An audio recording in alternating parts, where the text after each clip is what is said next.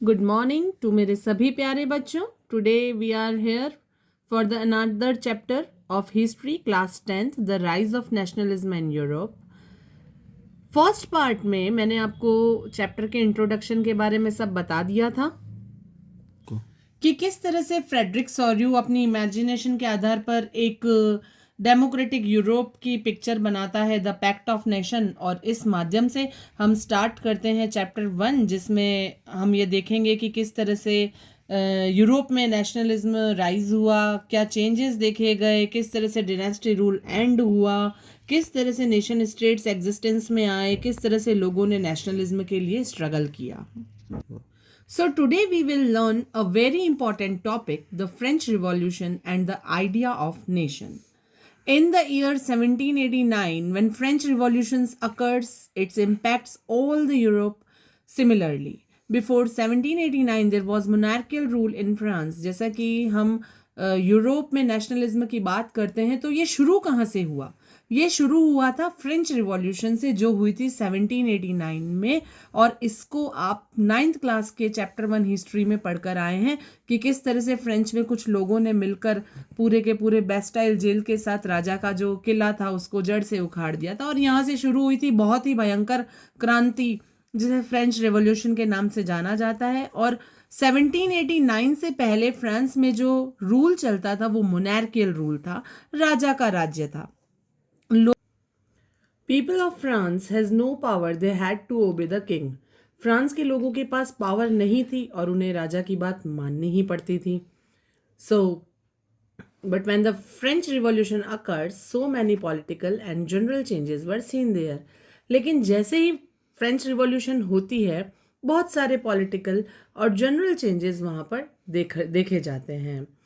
So people जैसे equality की demand करते हैं, लिबर्टी की डिमांड करते हैं, फ्रैटर्निटी की डिमांड करते हैं कि अब हमें राजा के राज्य में नहीं जीना है, अब हमें हमारा खुद का स्वराज चाहिए. क्या चेंजेस थे इस फ्रेंच रिवॉल्यूशन के दौरान, क्या चेंजेस हुए थे, उनके बारे में हम देखते हैं. दैट जो फर्स्ट चेंज था वो था power was transferred from monarchy to common people. Obviously सी बात है कि अगर मोनार्की गई और डेमोक्रेसी आई तो जो पावर है वो राजा से एक नागरिक के हाथ में चली गई. Second, the 3 colour flag was chosen for France. शाही ध्वजा की जगह, शाही झंडे की जगह ट्राई कलर के फ्लैग को जगह दी गई. फ्रेंच लैंग्वेज को नेशनल लैंग्वेज डिक्लेयर कर लिया गया. नया नेशनल एंथम, जिसे मर्साइल्स कहते हैं, फ्रांस में एक नया नेशनल एंथम बनाया गया जिसे मर्साइल्स कहते हैं. शपथ ली गई, oaths were taken, estate general elect हुआ और नेशनल असेंबली का एक नया नाम रखा गया. इंटरनल कस्टम ड्यूटीज और ड्यूज अबॉलिश्ड किए गए, टैक्स देने से मना कर दिया गया. Thus the French revolution played a very important role in spreading the idea of nation and nationalism. इस तरह से फ्रेंच रिवॉल्यूशन ने बहुत इंपॉर्टेंट रोल प्ले किया नेशन और नेशनलिज्म के आइडिया को स्प्रेड करने में. Now the French armies began to carry the idea of nationalism abroad. अब जो फ्रेंच की आर्मीज थी, जो फ्रांस की सेनाएं थी, उन्होंने नेशनलिज्म के आइडिया को बाहर ले जाना शुरू किया, आसपास के जगहों पर, आसपास के एरियाज में ले जाना शुरू किया. Everything was going well, but in 1799 a new leader came to power in France. और सब कुछ अच्छा चल रहा होता है, तभी 1799 में एक आदमी आता है फ्रांस में और वो फ्रांस से डेमोक्रेसी को रिमूव करता है और सारी पावर अपने हाथों में ले लेता है. इस आदमी का नाम होता है नेपोलियन बोनापार्ट. नेपोलियन बोनापार्ट अपने साथ एक कोड लेकर आता है, सिविल कोड ऑफ 1804, जिसे नेपोलियनिक कोड के नाम से भी जाना जाता है. इस नेपोलियनिक कोड में कुछ चेंजेस होते हैं जिसे नेपोलियन एक डिक्टेटर बनकर आम जनता के सामने रखता है. सिविल कोड ऑफ 1804 के जो प्रेस्पेक्टिव्स होते हैं उसमें सबसे पहले होता है एस्टैब्लिश्ड इक्वालिटी बिफोर लॉ, कि यहाँ पर जो फ्यूडल सिस्टम चल रहा था फ्रांस में उसे हटा दिया जाता है. नोबैलिटी, क्लर्गी एंड कॉमन पीपल को हटाकर सभी को कानून के सामने बराबर कर दिया जाता है. The another one is secured the right to property. कि किस तरह से आदमी जो थे, जो सिटीजन थे, वो प्रॉपर्टी रख सकते थे। इससे पहले फ्रांस में मोस्टली लोग प्रॉपर्टी राजा की आज्ञा के साथ ही रख सकते थे, लेकिन नेपोलियन ने कहा अब जो आदमी है अपनी प्रॉपर्टी अपने पास रख सकते हैं। एंड फ्यूडल सिस्टम को अबॉलिश किया गया, as I told already that कि फ्यूडल सिस्टम हटाकर ही इक्वालिटी बिफोर लॉ जैसा कानून अपनाया गया। ट्रांसपोर्ट और कम्युनिकेशन सिस्टम को इम्प्रूव किया गया। इससे ट्रेड और नेशनल यूनिटी में बहुत ज़्यादा आसानी होने लगी। Napoleon introduced many reforms in France and neighboring areas. First, he introduced standardized weights and measures. उसने नापतोल का एक स्टैंडर्डाइज वर्जन प्रस्तुत किया। इससे जो व्यापार था वो फेयर हुआ, इजी हुआ हर किसी के लिए। ही इंट्रोड्यूस्ड अ कॉमन करेंसी। उसने उस टाइम जो यूरोप में बहुत सारी करेंसीज एक साथ चलते थे, उसने सारी करेंसीज को हटा दिया और एक या दो कॉमन करेंसी को सबके लिए रखा, बिकॉज इससे पीपल जो थे वहाँ के उनको प्रॉब्लम्स फेस नहीं करनी पड़ती थी गुड्स को बाय और सेल करने में। गिल्ड रिस्ट्रिक्शंस जो थे वो रिमूव हो गए।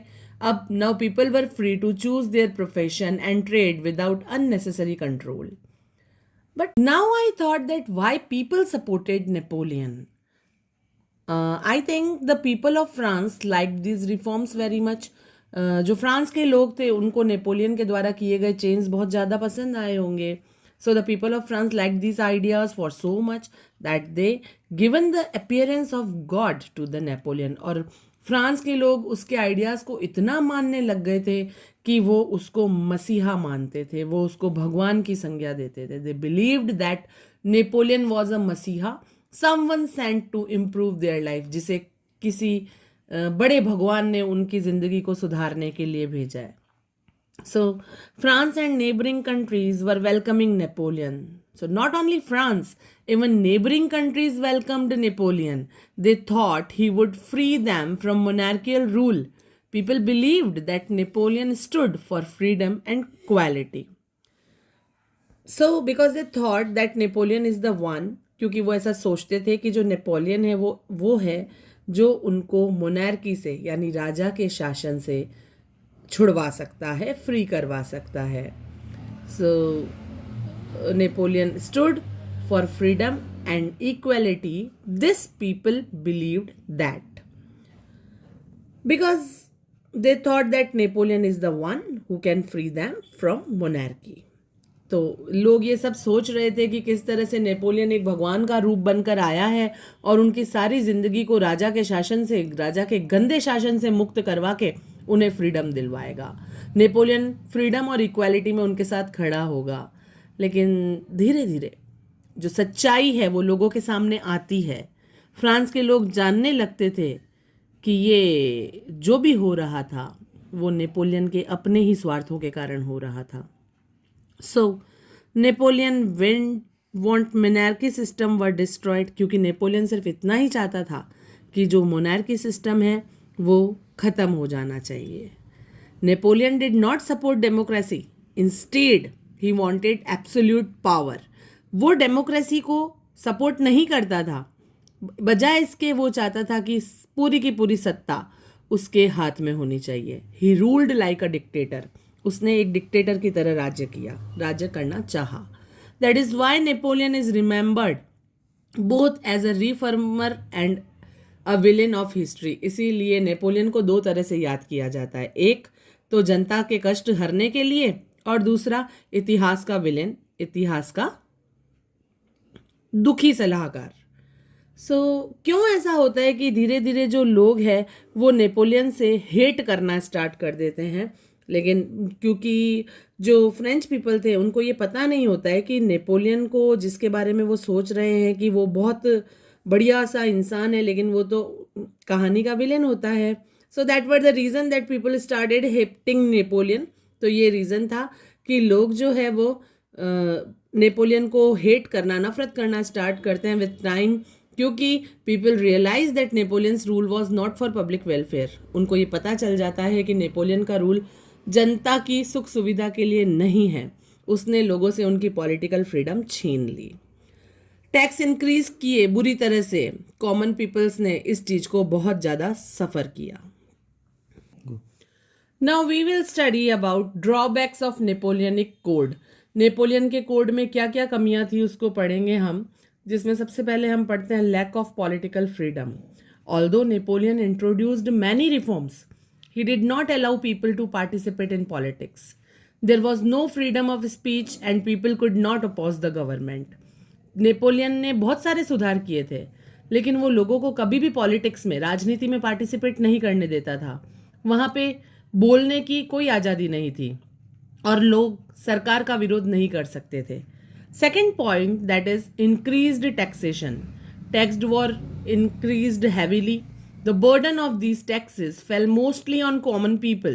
This created dissatisfaction among the masses. बुरी तरह से टैक्स बढ़ाए गए. इन टैक्स का बर्डन कॉमन आदमी, आम आदमी नहीं उठा पाया और इससे पूरी की पूरी जनता में बहुत ज़्यादा असंतुष्टि फैल गई. The third point is censorship. The press was strictly controlled. Newspaper, books and writings were censored. People were not allowed to freely express their ideas. Press को स्ट्रिक्टली कंट्रोल किया गया, सेंसरशिप लागू कर दिया गया. न्यूज़पेपर, बुक्स, राइटिंग्स ये सब sensor में आती थी. अगर सरकार को कोई चीज़ अच्छी नहीं लगती थी वो तो इसको बैन करवा सकता था. पीपल अलाउड नहीं थे अपनी फीलिंग्स को, अपने आइडियाज़ को अच्छे से खुले में समझाने के लिए. The fourth point is forced conscription into the French revolution. Young men were forcibly recruited into the French army. They were sent to fight wars in distant lands. These caused fear, anger and suffering among families. Forced conscription का मतलब होता है कि सेनाओं में जबरदस्ती बलपूर्वक जवानों की भर्ती कर देना, फिर उनको युद्ध लड़ने के लिए बहुत दूर दूर की जगहों पर भेज देना. इससे फ्रेंच फैमिलीज में डर, गुस्सा और कष्ट आने लग गया. So because of censorship, forced military services, high taxes and lack of political freedom, people started hating Napoleon. Napoleon is therefore remembered both as a reformer and a dictator. Now the second topic is the making of nationalism in Europe. So let us understand how nationalism developed in Europe. In the mid-18th century, there was no nation state inside Europe. 18th century के mid में Europe में किसी तरह का कोई nation state नहीं था. Nation state का मतलब क्या होता है, इस चीज़ को आप अच्छी तरह से समझ लीजिए कि एक नेशन स्टेट का मतलब होता है एक ऐसी रीजन, एक ऐसा जगह जहाँ पर लोग एक कॉमन लैंग्वेज, एक कॉमन कल्चर और एक कॉमन आइडेंटिटी को शेयर करते हैं.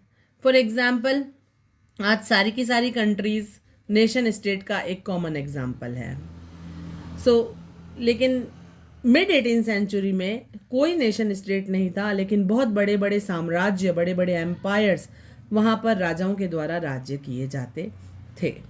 So during this period, Europe was divided into large empires ruled by kings and emperors. People living in these empires belong to different culture and communities. लेकिन हम अगर उस time के यूरोप की बात करें तो उस टाइम के जो लोग थे, उस टाइम के जो कॉमन पीपल थे, जो जनता थी, वो नेशन स्टेट में नहीं रहते थे बल्कि बड़े बड़े एम्पायर्स में रहते थे, जहाँ पर एक जगह पर रहते हुए अलग अलग कल्चर फॉलो होता है, अलग अलग आइडेंटिटी फॉलो होती है और अलग अलग लैंग्वेजेस फॉलो होती है. जैसे कि हैप्सबर्ग एम्पायर का अगर हम एग्जाम्पल लें तो ये एक बहुत बड़ा लार्ज एम्पायर था और बहुत अलग अलग टाइप के लोग यहाँ पर रहते थे. वो अलग अलग लैंग्वेजेस बोलते थे और अलग अलग ट्रेडिशंस को फॉलो करते थे. सो slowly people began to realize that they shared common interest, a common identity and self rule. They started demanded. धीरे धीरे लोगों को ये रियलाइज हुआ कि हम लोगों को एक कॉमन कल्चर चाहिए, एक कॉमन ट्रेडिशंस चाहिए, कॉमन लैंग्वेजेस चाहिए. अगर इसमें बहुत ज़्यादा डिफ्रेंशिएट हुआ तो किस तरह से वो नेशन स्टेट्स के बारे में सोच पाते.